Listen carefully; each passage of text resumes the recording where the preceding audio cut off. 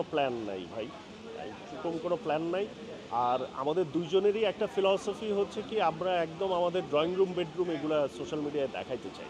একটা day payment পায়ে জীবন চলবে, ওইটা আমার কাছে খুব একটা কিছু মনে হয় এবং না। যে আপনি টেলিভিশন নাটকের কোনো রেসপন্স ছিল না, মানে মানুষ আপনি করলেন কি করলেন না, আপনার নাটক গেল কি গেল না, আপনি এটা রাস্তায় বেরোইলে বা কোনো পাবলিক গ্যাদারিংয়ে গেলে এটার কোনো ইম্প্যাক্ট পাওয়া যায় না। বাংলাদেশের সফর আমার কিন্তু কখনো ঝটিকা হয় না, অনেক লম্বা লম্বা সফর হয়। মানুষ ভাবে যে আমি মনে হয় সবসময় দেশের বাইরেই থাকি, আসলে কথাটা ভুল। আমি একটা সিগনিফিক্যান্ট টাইম দেশে থাকি। এইবারও তো প্রায় মাস দুয়েক থাকা হলো। আর কবে যাচ্ছেন মানে এর মধ্যে? আমি আপাতত বেরোবো ৩-৪ দিনের মধ্যে। এইবারের টার্গেট হচ্ছে ইস্তানবুল ফুড কাভার করা। তো আসলে টার্কিতে এত ফুড অপশনস যে ওইটা অনেক দিন ধরে করলেও শেষ হবে না। বাট আমি পরে হয়তো আরও সিরিজ করব। বাট এবার ইস্তানবুলে আমরা ৪-৫ দিন শ্যুট করব, করে তারপরে আমি একটু আমেরিকায় যাব। যেহেতু দেখো, এখন ডিজিটাল কন্টেন্ট মেকিংয়ে এক একজনের ফিলসফি, কন্টেন্ট ফিলসফি তো এক এক রকম। যেমন আমার কন্টেন্ট ফিলসফি হচ্ছে আমি আহ, বিভিন্ন দেশের কালচার এবং ফুডের একটা আর্কাইভ করব। আবার কারো কন্টেন্ট ক্রিয়েশন ফিলসফি হচ্ছে সে এমন একটা নেগেটিভ কিছু একটা কন্টেন্ট করবে যেটা অনেক মিলিয়ন মিলিয়ন ভিউ হবে। তা এখন ডিপেন্ড করে যে কার ফিলসফি কীরকম, কে আসলে কিভাবে এইটার ফিউচারটাকে, নিজের ফিউচারটাকে দাঁড় করাইতে চায়। ম্যান টু ম্যান ভেরি করে। ওইটা তো it's not a regular process, but ওইটা একটা সিজন আমরা করছিলাম যে ওরা এখানে আসছিল, আবার আমরাও ওদের ইনভাইটেশনে ওইখানে গেছিলাম।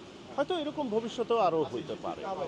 না, অভিনয়টাতে আসলে এক্সস্টেড হয়ে গেছিলাম, কারণ আমাদের অভিনয়ের, আমি জানি না এখন কতটা চেঞ্জ হয়েছে, বাট আমি যখন অভিনয় থেকে দূরে সরে যাই, তখন আসলে অভিনয় করাটা খুব ভীষণ কষ্টসাধ্য একটা কাজ ছিল। যে একটা দিনে 20টা 22টা 25টা সিন করা হয়তো এই গরমে, মানে এইটা একদম শরীরের উপর দিয়ে যায়। তো এই কারণে ওইটাতে, আর সবচেয়ে বড় কথা ছিল যে টেলিভিশন নাটকের কোনো রেসপন্স ছিল না। মানে মানুষ আপনি করলেন কি করলেন না, আপনার নাটক গেল কি গেল না, আপনি এটা রাস্তায় বেরোইলে বা কোনো পাবলিক গ্যাদারিংয়ে গেলে এটার কোনো ইম্প্যাক্ট পাওয়া যায়। সো এইটা করে একটা ডে পেমেন্ট পায়ে জীবন চলবে, ওইটা আমার কাছে খুব একটা কিছু মনে হয় এবং না। আপনি থামাই দেই নাই আসলে। এটা তুমি অনেক ভালো মতো জানো হয়তো, যে অনেক ইনিশিয়েটিভ আমার করা, ব্রেইন চাইল্ড আমার।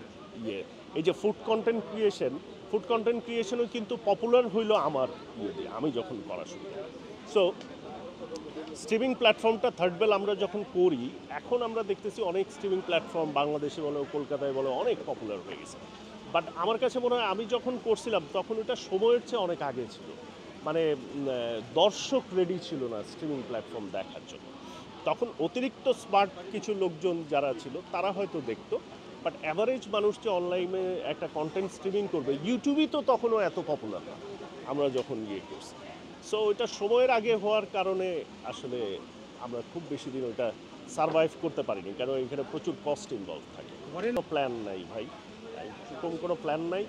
আর আমাদের দুইজনেরই একটা ফিলসফি হচ্ছে কি, আমরা একদম আমাদের ড্রয়িং রুম বেডরুম এগুলা সোশ্যাল মিডিয়ায় দেখাইতে চাই না। সো এটা হচ্ছে আমাদের নিজস্ব একটা অভিমত।